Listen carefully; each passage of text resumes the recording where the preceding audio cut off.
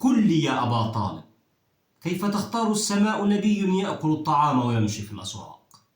لقد طال صبرنا على ابن أخيك كثيرا يا أبا طالب.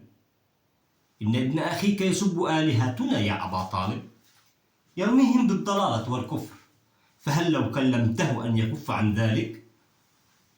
مهلا مهلا يا أبا الحكم، ما علمته يفسد ما سكت عليه.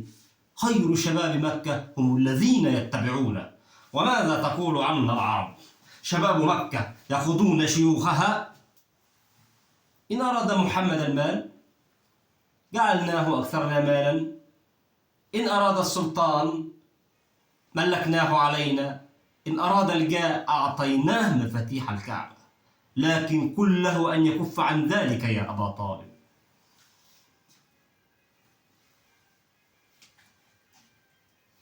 يا محمد يا ابن أخي، ها وقد سمعت ما قالته قريش. أرح صدري ولا تحملني من الأمر من شيخوختي ما لا أطيق.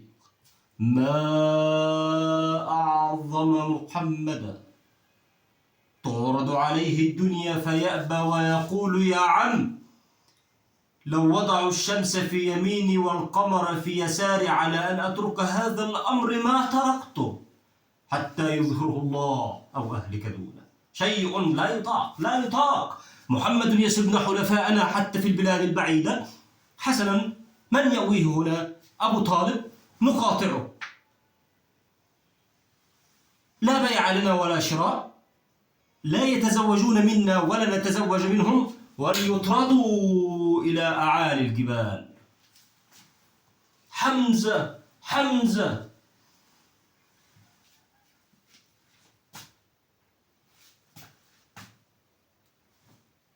باسل ومغوار أنت يا أبا جهل، وكيف لا وأنت تقاتل رجالا بلا سلاح، لأنهم يظاهرون هذا السفيه. ومن أسفه منكم وأنتم تمنعونه حق الكلام.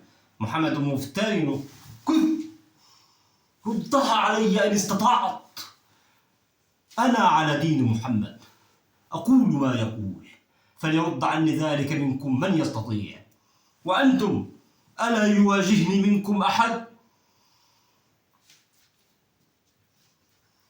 يا محمد يا ابن أخي، حينما أجود الصحراء بالليل أدرك بأن الله أكبر من أن يوضع بين 4 جدران.